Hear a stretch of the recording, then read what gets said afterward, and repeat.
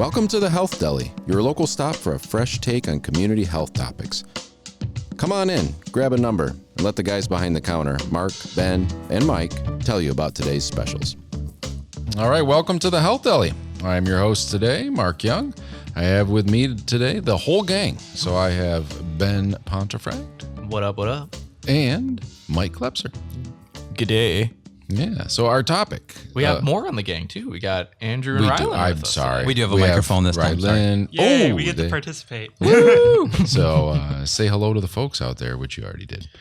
Hello, folks. Yeah. Take the microphone. Hi to my parents. Hi, Mark's parents. Yeah, Take the all 9 microphone of our away. listeners. But before we get into the topic of the day, I'd like to hand out some free samples in the keeping with the deli theme. So what have you guys been working on? That's a great question. I've been working on 2 episodes mainly. I want to talk about seasonal allergies. Like, what are they? What's the best way to treat them? And I think I'm also going to do an episode. Yeah. Yep. And then I'm also going to do an episode on brand versus generic medication. So are there any real difference between them? We know that one's more expensive than the other, but is it worth that extra price? Yeah. Good. Should be cool. And then, Mike, I'll tee you up and ask you, what episodes have you been working on? About darn time somebody talked to me. So I've been working on some stuff looking at what drives antibiotic use in the community. And what are things that patients can do to decrease their need for antibiotics.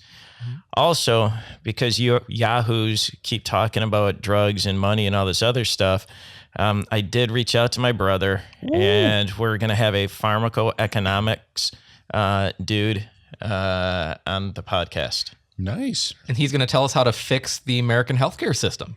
2 Klepsers on the same episode? We might have to have my mom sit between us. Yeah, that would actually be nice. We should have your mom on to moderate between you all. She's the only one that could keep you guys in line, I guarantee. Yeah. I've actually been working on some episodes, quite a few. I got a bunch of ideas. One is this weird bodily functions, kind of explaining some of those kind of functions and why our body does those things. I've been looking at one on men's health. Are we going to talk about my prostate again? We will. We'll be talking about it. Talking about everybody's prostate. Mine's special. It very special. I'm sure it is. And there was a listener who requested an episode on caffeine, kind of how it works. Is it bad for you? Is it good for you? I mean, it's probably the most used medication drug in the United States. So I thought it'd be a good episode. They must have been a college student. It was. I'm calling it. Definitely. How much caffeine before I die? Yeah. Okay. So all those, I think, all of your episodes, mine, I think they're going to make some good episodes for this season. Yeah, but not Mike's, because you're looking at me when you said right. your episode. Yeah, not Mike's. Well, Mike's Andrew, brother's episode is going to be good, though. What about you guys over there? Anything that you think Mark should be talking about besides farts? Or in addition to I look forward farts? to hearing where they come from. Thanks. All right. We'll have a lot of sound effects, going out, collecting a bunch of noises. Yeah, we got to load it up. So when is Mike going to be gone? Because maybe we should not have him on that episode. So today's topic, though, seasonal affective disorder, or SAD. The big sad. Yeah, have you guys heard of it? I'm experiencing it right now.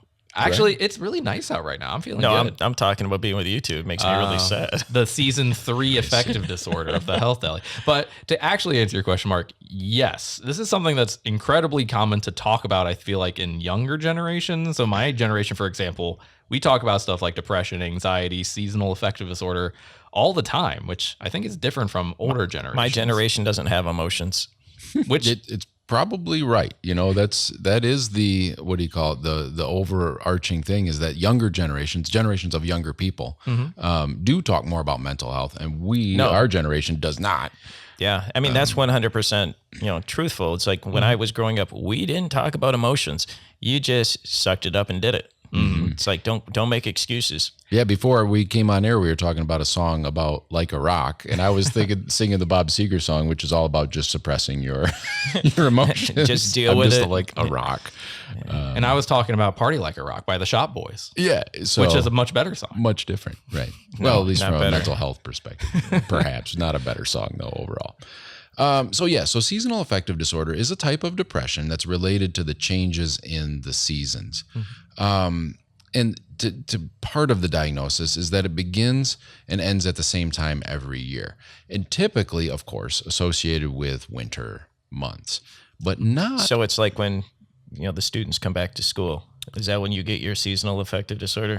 Well, not because of the students, Okay. but it typically starts in the fall and continues through the winter months, but not exclusively. So there is a subset of SAD patients that are actually the other way. So that will happen during the summer months instead of the winter months. That could be you and I, because you and I don't like to get out in the sun. I don't like the sun. I don't would either. rather be in the Cold, shade. go some snowmobiling, get out and Right. yeah. You can always take clothes off if you're too, Amen. or put clothes on, excuse me. You can always put clothes, excuse me. I should you can always listen put more before I clothes on. support what you say. Yeah. You can always put more clothes on if you're cold, but there's only so much you can take off without getting arrested. Don't ask me how I know. So next topic. Yeah, no. So we're going to talk about the difference between the two and kind of why that might be important from a pharmacology / medication standpoint. Yeah, because I've never really actually heard of seasonal affective disorder in the summer. I've never heard of it until I started reading this, but I think when we get into it, it'll make a little bit of sense. Okay. Now, I must say that's a small subset. The vast majority of seasonal affective disorder is during the winter months. And that, appears during that late fall, and it's tied to not just the fact that it's fall, winter, and early spring, but to the fact that there is less light during that time. And what I mean by that is northern latitudes. So I don't know the exact latitude, but I want to say above like the 40th parallel. What state is that? So that would be like northern Ohio, kind of drawing a band across maybe like southern Oregon. Okay. And north of that. Okay? Interesting. Because the daylight hours are much shorter compared to some, states closer to the equator. Gotcha. Okay. Okay, I've got a comment that I'm going to hold on to for a little while, because like some of those Scandinavian countries are the happiest darn places on earth. You're exactly right. And I don't really have anything to counter that. Other than that, they may be more well adapted. So people who are indigenous to that area may be more adapted to that, and that's could be part of it. But I do want to say that another part of seasonal affective disorder is that symptoms will start out mild and become more severe as the season progresses, and then a little bit less severe as the season wanes, which would make sense. But that is also a part of seasonal affective disorder. So if it gets worse during the heart of winter, and then a little bit better as spring, that starts to look more like seasonal affective disorder. So feeling listless or sad most of the day, nearly every day, losing interest in activities, having lower amounts of energy, feeling sluggish. You just described getting old. Right. But here's a couple that we're going to come back to in a little bit. Having problems with sleeping too much. So you're sleeping too much. Why is that a problem? Just you might have seasonal affective disorder. Or I like to sleep. And experiencing carbohydrate cravings, overeating, and weight gain. I like carbs. What's wrong with donuts and pasta and bread? And Difficulty concentrating, feeling hopeless, worthless. What are we guilt, talking about? Having Mike, I think you have seasonal affective disorder or just depression. Yep. So, and those are the oversleeping part is very important when we talk about differentiating between other kinds of depression. So one thing I also wanted to ask you about, Mark. So I've heard people say like listless before in the past, but I don't really know what that means. Like Listless? Yeah. That's just kind of, maybe, Mike's going to look it No, up. we're going to have Andrew. We haven't asked him to look anything up this season, and he's feeling kind of worthless. Let's give us I do know what worthless means. let's give him my definition is without direction. So without a clear kind of direction in life. So you're thinking like listing, like a ship lists. Exactly. Like you're listing to the left or you're listing to the right. Stand up, sit down, fight, fight, fight. Right. We must list to the left. We must list to the right. But if you're listless, you're just kind of floating out there in the middle of nowhere. Yeah, like drifting. The definition on Google says lacking energy or enthusiasm. I have some listless students this semester. Ooh, not Rylan, though. No, not Rob. Good. So it looks a little bit like normal. I shouldn't say normal. It looks like major depressive disorder. So these symptoms are not very easy to differentiate between seasonal affective versus major depressive disorder. And we'll talk a little bit more about that. Now, the difference in the spring and summer version of seasonal affective disorder, or sometimes called summer depression, is that instead of this hypersomnia where they're sleeping a lot, they have insomnia. Okay. But they still have the anxiety, they have increased irritability, they still have the depressed mood, the listless feeling, but they also have poor appetite.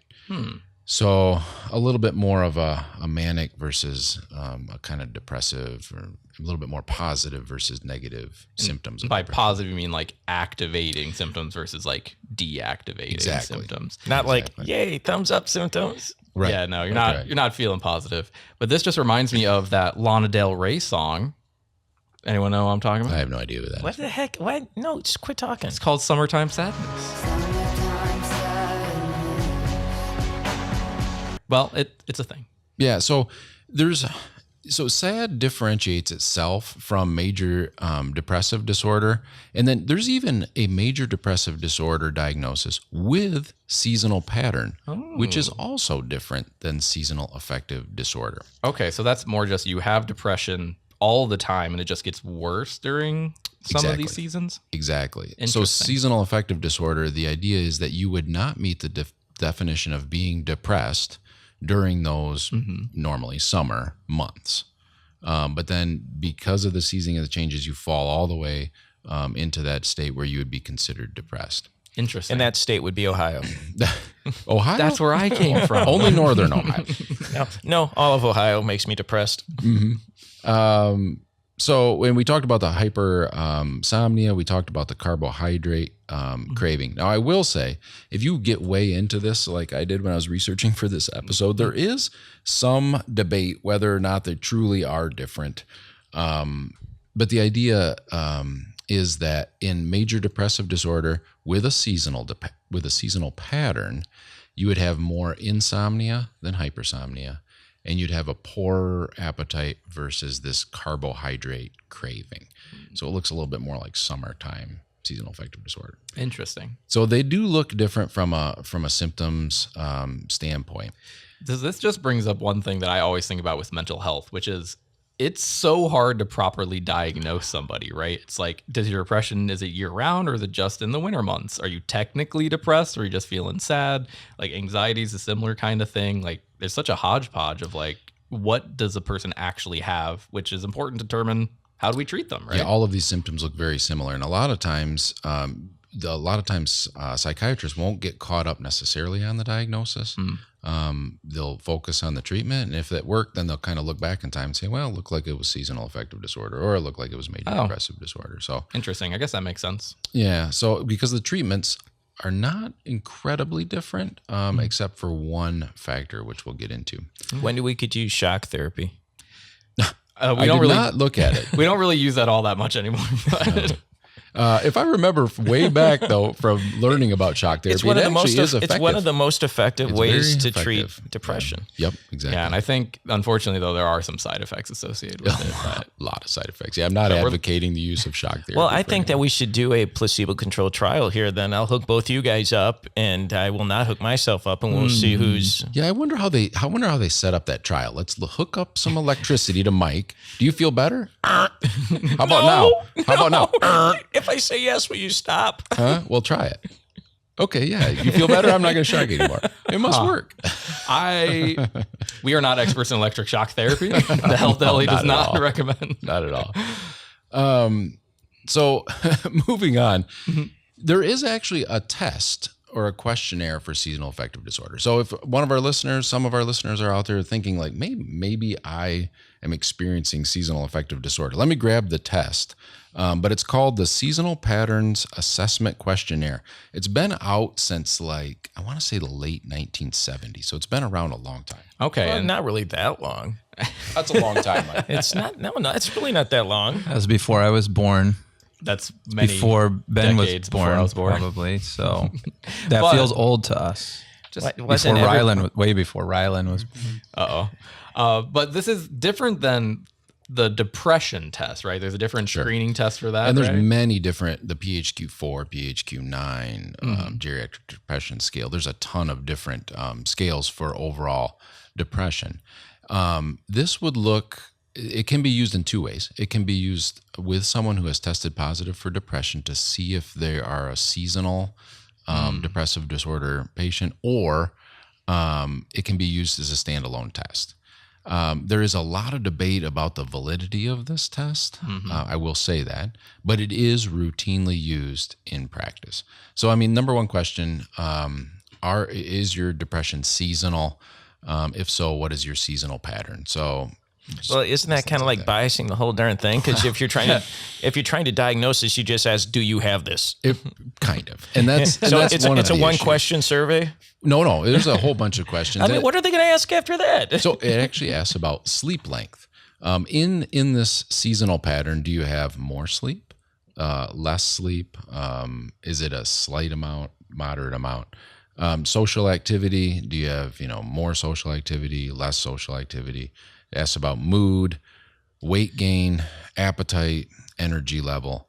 So one thing I'm noticing here, Mark, and maybe this is why this test is so debatable, a lot of that is subjective information, right? Very simple. So all of it. Right. So I'm asking the patient, how do you feel in these situations? Which it's good to get that information, but that's not something I can objectively look at and be like, yes, you definitely have less energy now versus then. It's a lot of like, what do I feel like in the moment? Maybe they're kind of just stuff. lazy.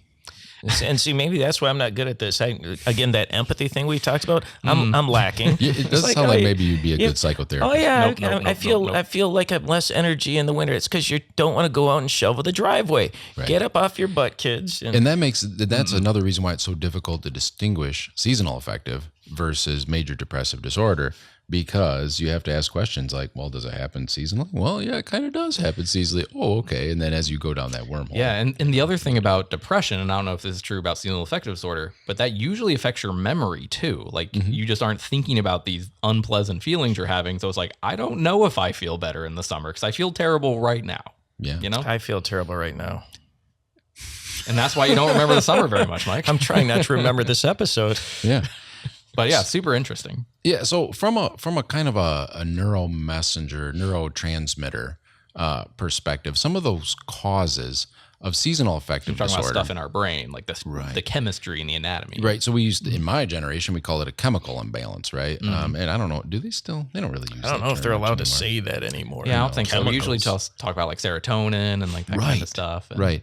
So how this is maybe a little bit different than major depressive disorder, and a lot of this is debatable. It's kind of emerging research, a lot of theoretical kind of stuff, is that your biological clock is your circadian rhythm, right? So that's your wake, sleep cycle, all of that.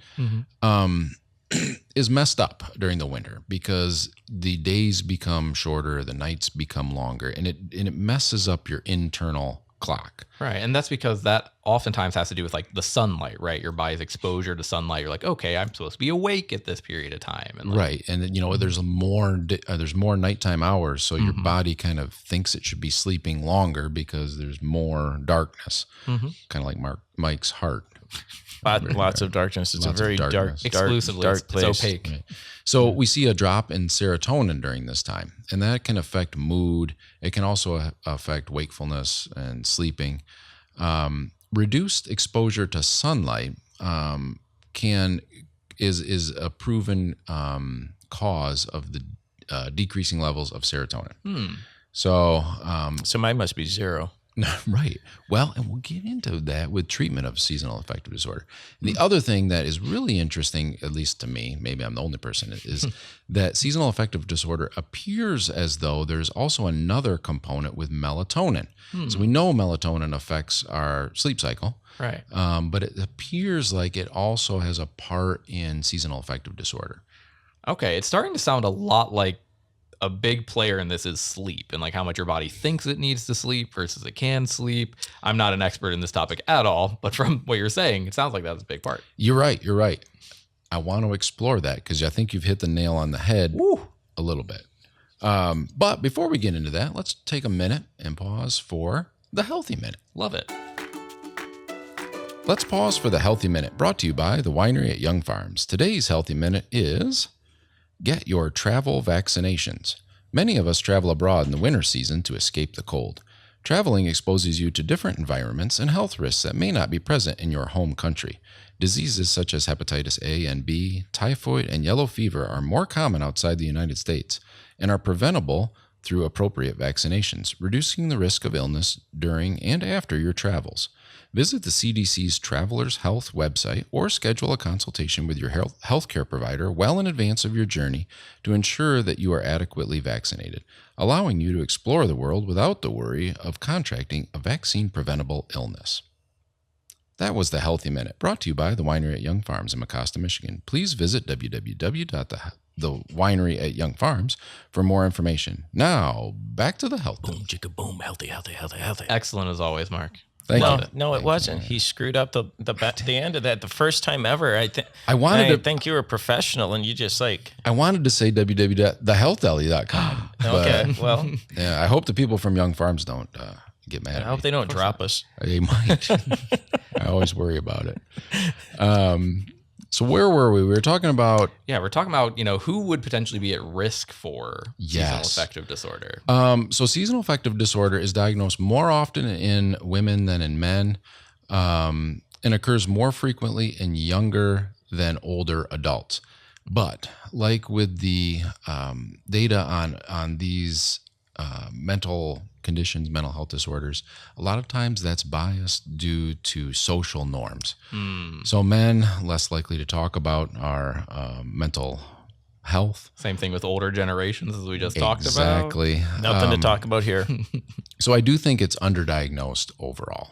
If you look at the United States, I'm confident that seasonal affective disorder is more prevalent than it is diagnosed. Yeah, and that's super interesting because like you guys said, back in the day, people didn't talk about this and also wasn't really diagnosed, right? If you came in saying you're feeling sad, like you mentioned, Mike, it was kind of just like, all right, you just need to suck it up and kind of get on with your life. Back in the day, though, we just used to call it the winter blahs, and you just dealt with it. Winter blues. Yeah. Sure. Just kept on going. We didn't have to put some fancy name to word it. on it. Yeah, with some ICD diagnosis thingamabob, so somebody gets paid for it. That's true. Well, luckily now we are doing more research, have hopefully more information to improve our quality of life. Because there are treatment options, which we'll get into here in a little bit. Yeah, how much do them cost me? The acronym's been around for a long time. However, it's only gained, I would say, widespread popularity maybe in the last 10 years. I don't know. I mean, that's when I started hearing more of it, but I don't know if that's because you're only 10 right now. So that's, yeah. I'm 12. some other risk factors. I'd like to think this all started with Bob Newhart. Bob Newhart. He was a great guy, but how did this start with Bob He played Newhart? a psychiatrist in the 70s. On the Newhart show? Yeah. Yeah, maybe. Maybe he invented So everybody started thinking about all these psyche things. Yeah. I don't think so. Yeah. Wasn't Bob Saget on Full House? Full House? He was a psychiatrist too. Was he? Yeah. R.I.P. Bob. And that's more Ben's generation. I did watch Full House as a kid. Yeah. So if you have a family history, that's a risk factor. So is that just a family history of seasonal affective disorder or of just depression? Well, of seasonal affective disorder. Okay. But having major depression or bipolar disorder can also be a risk factor. And we see that a lot with mental illness, is that there isn't usually just simply one diagnosis. So just because you're bipolar doesn't mean you couldn't also experience seasonal affective disorder as well. Living far from the equator is also a risk factor. Of course, we talked, don't quote me on the 40th, but I want to say it's the 40th parallel, Northern Ohio area, where this starts to become more of a problem. So why did I move to Michigan? Where are you from originally? Ohio. Oh, Southern Ohio, Mid Ohio? So I'm from like the Akron area, so it's kind of like northeast, but it's not up Not towards way the up top. there. Nah. Yeah. A low level of vitamin D is also a risk factor. And that's because of northern latitudes. You're not getting enough sunlight, And sunlight helps converting into- kind of convert vitamin D to the active form Exactly. and that kind of stuff. Yep. Exactly. There was an interesting study I read in researching this episode that was done out of Hawaii, which near the equator. But I think it was done out of Hawaii because they were noticing a fair number of students moving from Hawaii to colleges in northern United States, going to college there. Well, they usually, location-wise, Oregon, Washington State, a lot of Hawaiians kind of go in that area. Really? I didn't know that. Yeah. No. Well, that makes sense, though. And so they did a study about these students that were moving to these northern latitudes and seeing if they had seasonal affective disorder at rates higher than students who grew up in what they called non-seasonal hometowns. So they broke it between seasonal hometowns, which are above that 40th parallel, and then people who are below that. Interesting. So people who are used to that kind of environment versus people who are not, and they're both in the environment now. Yeah, and there's some things you simply can't control for, and one is the distance traveled. They brought it up in the study as a limitation because they're farther from home, so they have less contact with peers, those kinds of things. Fair. But the study had its shortcomings, but the takeaway point was there was a significant difference. So people who were moving from the near the equator to northern latitudes were much more likely to experience seasonal affective disorder. For whatever reason. Okay. And that was statistically significant, I'm guessing? Yeah. So it's an interesting study. A lot more research could be done. This is not the end all be all, but it was interesting that there was some,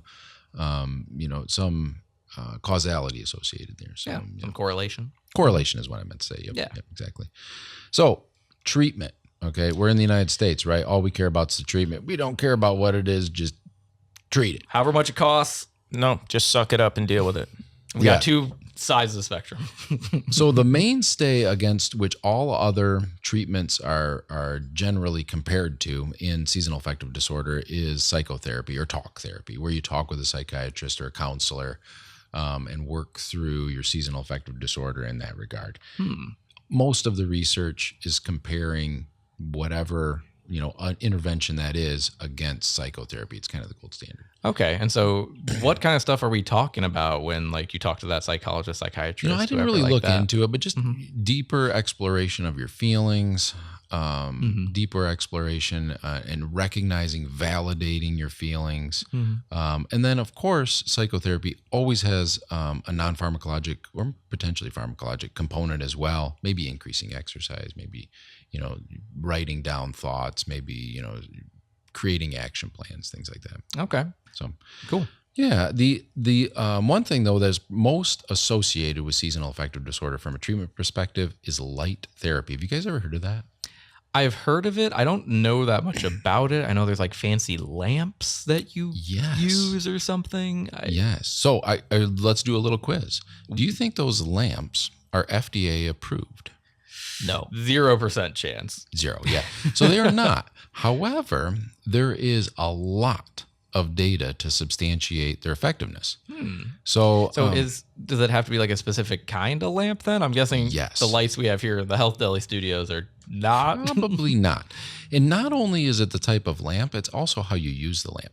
So not all lamps, most, I shouldn't even say not all, most of the lamps sold to treat seasonal affective disorder are not producing enough light, or they're producing dangerous UV radiation. So you really need to buy a high quality lamp.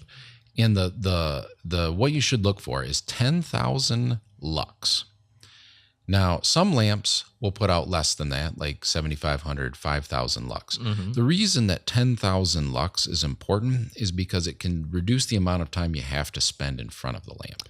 Okay. So when you look at the lamp, it needs to be 30 minutes per day at 10,000 lux or an hour per day at 5,000 lux. And so all I can do is just stand there and let it shine on me for half an hour? That's what I have to do? The other thing is the 10,000 lux is at a measured distance from the lamp. Well, that's what I was going to ask. Do I just have to be in the same room with this light? No, or? and that's a big misnomer. So a lot of lamps are, they even sell just light bulbs that you screw into your normal light, and that's supposed to help with seasonal affective disorder. Not at all effective.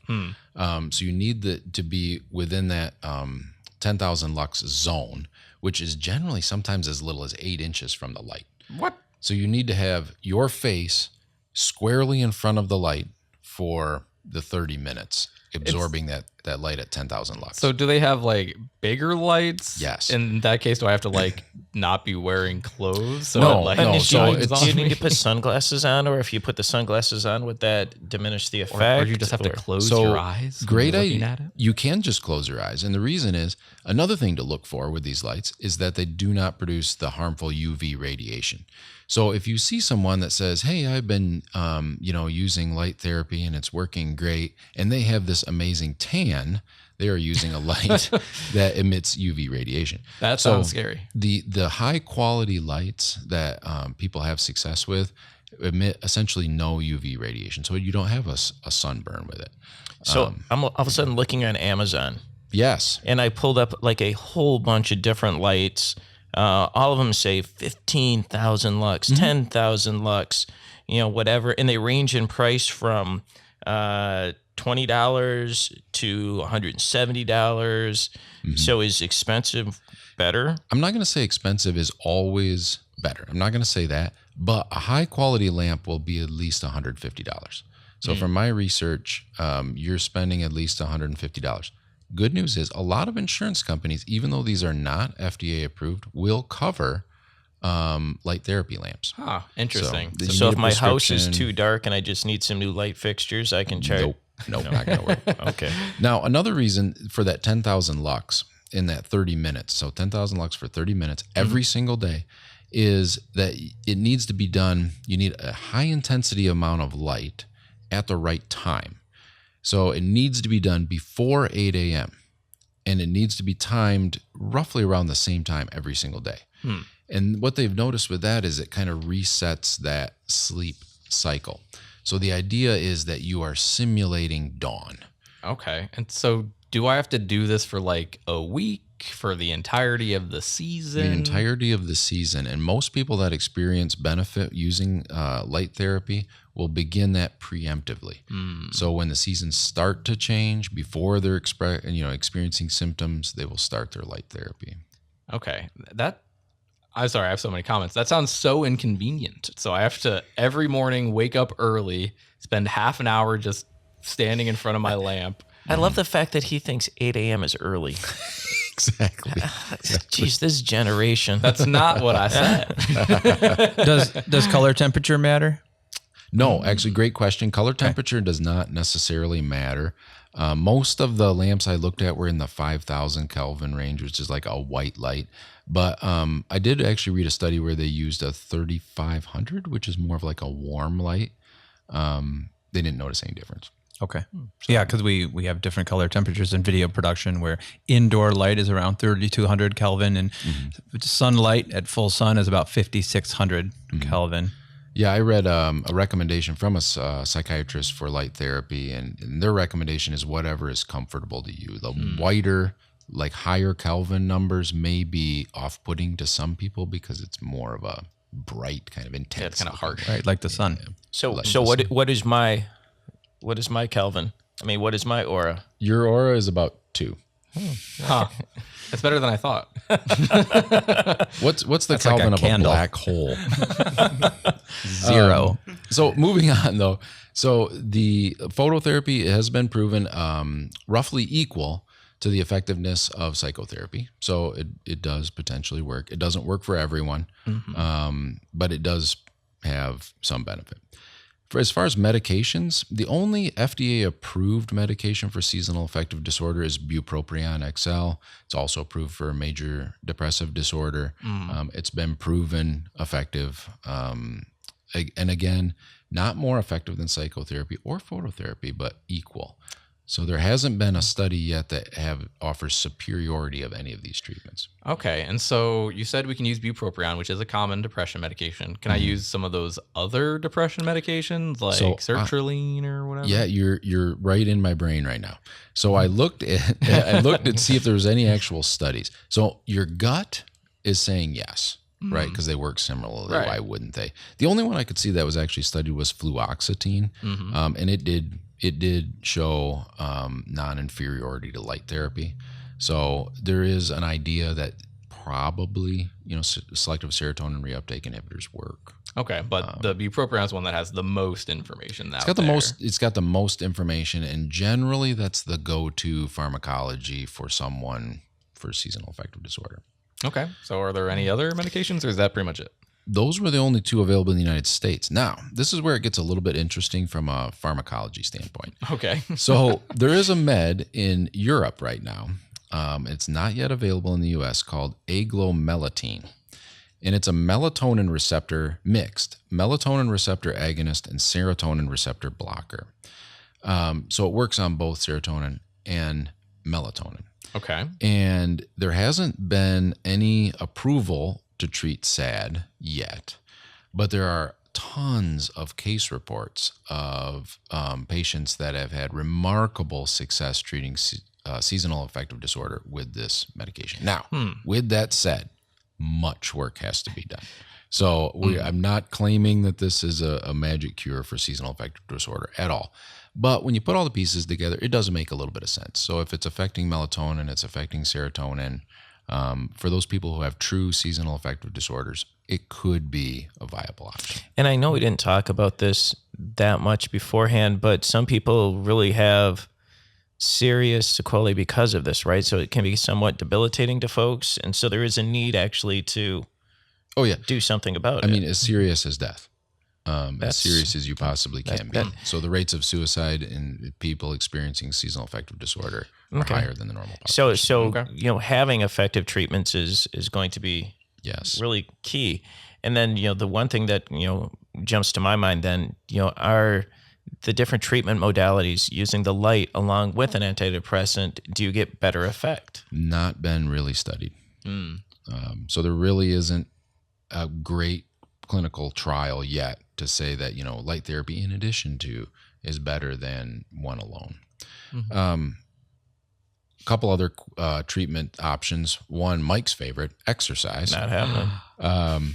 Is it like a certain amount of exercise? Well, there is, and I'm not going to get way into that in the interest of time, but exercise recently, there was a large study that came out in the popular media that it's just as efficacious as medications for the treatment of depression. So it's just as good as meds, exercise is, but it has a CV benefit. However, cardiovascular benefit. However, it has a lower rate of compliance. Makes sense. Yeah, people are more likely to take meds than exercise. And makes sense, right? It's difficult sticking to an exercise regimen. I'm sure we've all experienced that. See, but the thing you said is, as good as. And when I hear that kind of stuff, it immediately makes me think, relatively small, studies, not good design. And so it's tough to tease things out with these. And so now a little bit of firsthand, I have noticed. So in the summer, I am very active, working on the farm, doing stuff, moving all the time. And in the fall, I love to hunt, which to me looks like sitting in one spot and not moving for hours and hours and hours on end. And one time I actually went to my primary care physician and he did the normal questionnaire and he said, it sounds like you may have some depressive symptoms. And I said, yeah, I think I do. And I talked to him about that. And he said, tell me, about your life, yada, yada, yada. And he said, let me get this. And he started crying. No, he did. and he said, let me get this right. You're moving all the time, 9 months out of the year. And then there's this one time where you simply stop moving and you don't exercise. You don't move for hours on end. Maybe you should start exercising in the winter. I'm like, oh yeah, maybe I should. Huge improvement. So started riding my my bike my inside bike, and it made a big difference. Smart only case report. Another treatment that has been proposed is vitamin D, and a lot of people actually take vitamin D, which I'm not gonna say is a bad idea because it's great for your bone health. It does not help with seasonal affective disorder. So the vitamin D doesn't look like it plays really any role in a seasonal affective disorder. Yes, you notice decreased levels of vitamin D, but that really doesn't. All right, so we're getting the sign here that it's time to wrap things up. Yeah. So what are some takeaways for this? So, I mean, it's normal to have days when you feel down. But if you feel down for days and days at a time and you can't get motivated, you can't do those things you want to do, you're sleeping more than normal and you're eating more than normal, there's a chance that that could be seasonal affective disorder. And if you think that's the case, probably better to follow up with your primary care physician. Or it could be depression or a variety of other things. So it does, again, don't try to self-diagnose a lot of these things, and, talk to your health professional. For sure. True. Talking about light therapy, is there a place in here for virtual reality headsets to help with this? Ooh. So, my gut on that is probably not, because they don't have enough surface area. Okay. So the light about a needs to be holodeck? absorbed potentially for a holodeck. Okay, But Trekkie. you need that surface area of your face to absorb. And that. you've got a big surface area. I got a lot of extra face above my eyebrows. All right. On that note, from the Health Deli, let's sign off until next time. Thanks for stopping by the Health Deli to sample some of our wares. We're open 24/7 on Facebook and Twitter at The Health Deli, or visit thehealthdeli.com to send us a question or find any of our locations.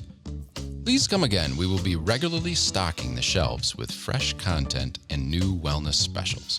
As always, we want to give a special thank you to Andrew Tingley and the crew at Ferris State University's Television and Digital Media Production Program. Until next time, so long from the Health Deli, where the topics are tasty, the takes are fresh, and the discussion is free. I love my eyebrows. Yep. Extra face above my eyebrows. You need a Never heard T-shirt that says that. Extra I face love I've got a lot of extra face. I love my eyebrows. above my eyebrows. That's what Oh, I I said. thought you said I love. I was like, what is he talking about? I love my eyebrows. Either way, it's still great. Above my eyebrows, I love my eyebrows. It's all about the eyebrows. Okay, let's take a vote. Who actually thought you said I love my eyebrows? No, you're the only one who heard that, Mike.